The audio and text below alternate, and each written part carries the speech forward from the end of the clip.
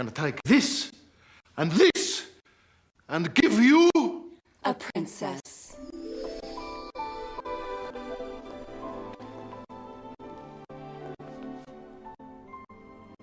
Better. Much better. Hello, welcome to my channel. I'm Cher, and I like to talk about video games. If you're returning, then welcome back. I'm still Cher, and I'm still here talking about video games. There's been a lot of changes to Paralives over the past few years. I thought it'd be kind of cool to look over some of the videos and check them out. If I've missed something, please let me know what it is in the comments. Oh, and stick around until the very end because we're gonna talk about the brand new Paralives roadmap. We gotta talk about the build mode first, since that was really the first thing that was showcased. The game is very different looking when compared to Alex's first prototype of it, as you can see in this image. That being said, I'm not going to dwell on these differences, although it's pretty cool to see the ideas come to life. It kind of looks like a program for architects.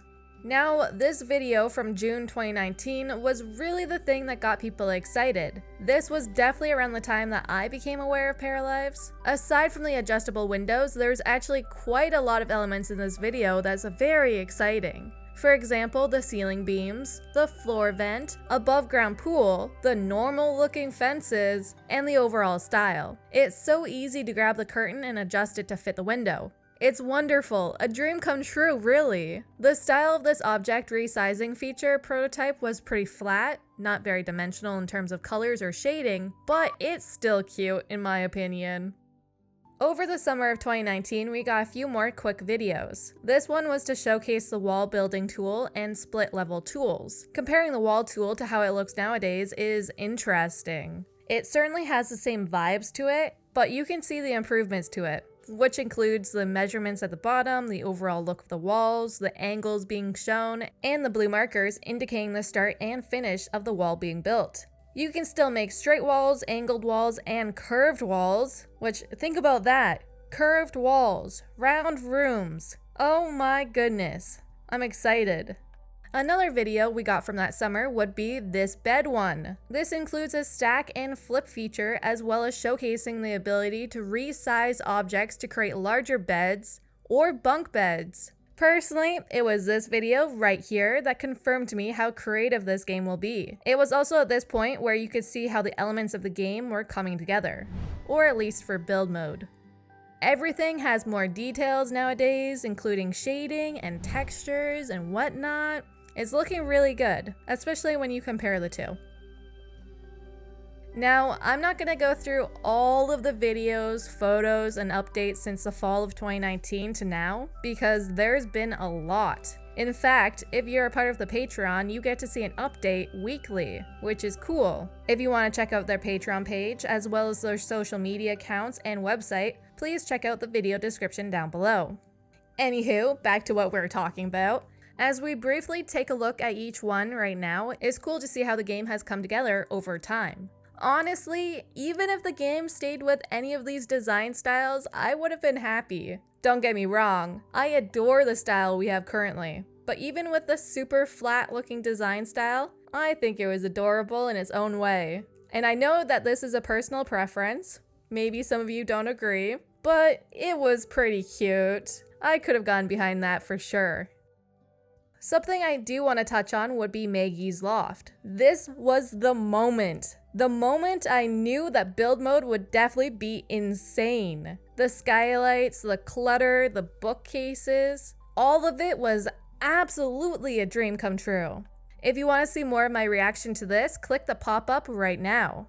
The main concepts of build has stayed the same since 2019. It's all about being able to run wild with your creativity and create custom pieces. This will work through the color wheel, resize tool, text on objects feature, lot editing, and so much more. Are you curious about how the build mode looks like nowadays? Click the pop-up right now and it'll take you to my reaction video for their wholesome direct video last year, if that makes sense. And I'm also sorry for telling you to click so many pop-ups. Moving on to the Peras and how they developed over time. The first character creator prototype was showcased in October of 2019. Alex used the goose from Untitled Goose Game as the subject. This was a cute little fan-made test. Rest assured, Alex confirmed that the Parafolk would be in a different style with more customization options. At this point, there were both sliders and the push and pull system working. You'll also notice the foundation of the current Paramaker, with the menu being off to the left and featuring numerous categories. Early 2020, the team began working on the visual design of the characters as well as the Paramaker itself. Shortly after, the accessories recoloring and texture customization, hair recoloring, and the body parts resizing and customization features were confirmed. Then they created the height slider prototype and simple physics simulation to hair and dresses. Not long after, the first para was revealed, Maggie Vaughn. This was her in all of her glory. I still think she's adorable, but if you want to hear my initial thoughts on her, please check out the video that has popped up in the right-hand corner. At this point, they're still using the push and pull system, which is interesting to note. Okay, if you know, you know. I have to say, she certainly has improved since this first video, but even now, I can still appreciate the look and style in this video. Although she is looking quite flat and less 3D, especially compared to her surroundings. Her outfits are freaking adorable. I've always liked the clothing design in Paralives. They do a great job with it. A few months after that, we got to meet Sebastian. He's looking very similar to Maggie. The hair is less defined than it is nowadays. There are certainly way less details and shading to both their bodies and their clothing. It's sort of neat to see how the Paramaker has developed since that first character creator prototype. It's looking way more polished here, and it's still on the left side of the screen. Sebastian's video made it obvious that the developers plan to have a live backdrop for Pam, as well as no loading screen between live mode and Pam. On top of that, it was cool to see body hair in the game. The Paramaker was actually kind of slightly different looking this time. The categories were featured at the bottom of the screen, with additional options in a panel to the left side. December 2020 was the next time we got to see the Paramaker and our girl Maggie again. There were certainly huge improvements with the character design, including improved skin textures. This is closer to what the Parafolk look like nowadays. She's looking more detailed, there's better shading, and she's looking way more 3D than ever before. Her features also changed since the first video. Her eyes became smaller, her face shape changed slightly, and overall became way more detailed. I mean, look at those freckles! I'm in love! It's also good to note that she kind of looks cartoony in this one. A full year later, in December 2021, we got another look at the Paramaker alongside Sebastian and Maggie. This marked the first time we got to see an updated Sebastian. Furthermore, it was the first time we got to see a child para, Sebastian's son Eli.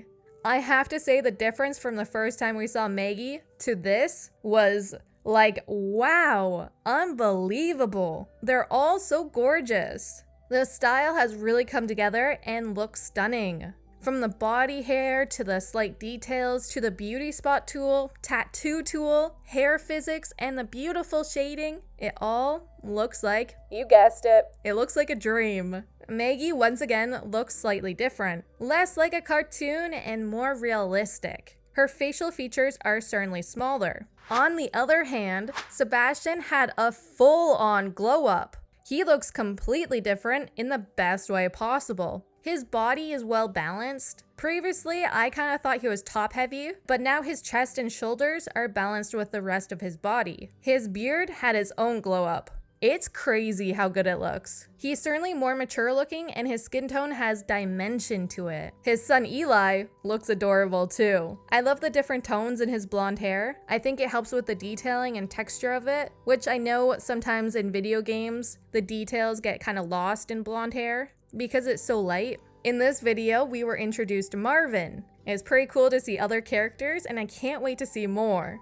The Paramaker design is different. Instead of a translucent gray-blue background, most of the windows are now white. The categories have shifted back to the left side with additional menus that appear next to the main ones. Paramaker is now all based on sliders. This is because there was a patent on the push and pull system which prevented Paralives from using it. It's okay though. The slider system that they've created is incredible. Just take a look at this. It's insane in the membrane.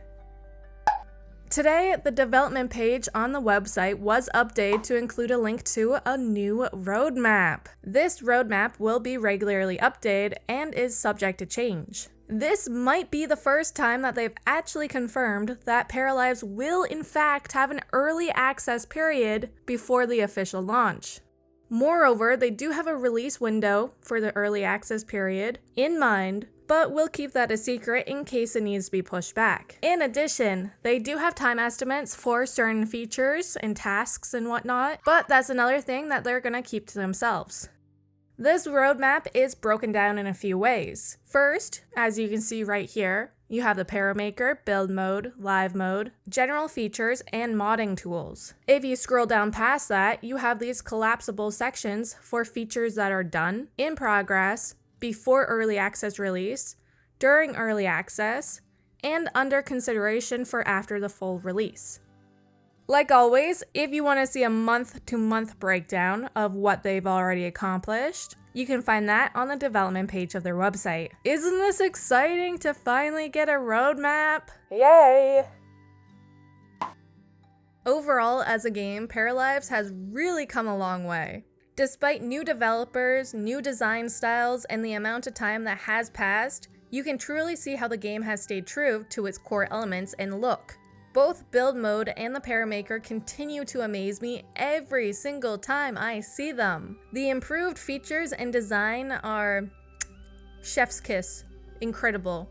It's evident that Paralives is going to be a game where you can spend hours creating unique Peras and builds. The style has evolved since 2019, but is all for the better. I'm digging this hand-painted watercolor Studio Ghibli style. It's looking good. It's nice to know that this game is being created with the player experience and their creativity in mind. I don't know about you, but I feel really good with the development of Paralives and where they're headed. I have a question for you. What Paralives video, image, or post did you see first? What were your first thoughts about the game? For me, as soon as I found out about it, I immediately started talking about it to anyone and everyone. Although, it took me a while to actually start making videos about it. Anywho, thanks for stopping by and listening to me. If you enjoyed this video, please don't forget to smack that like button, slap that notification bell, and subscribe for future videos about Paralives. I hope you're staying happy, healthy, and hydrated. I'll talk to you very, very soon. Bye!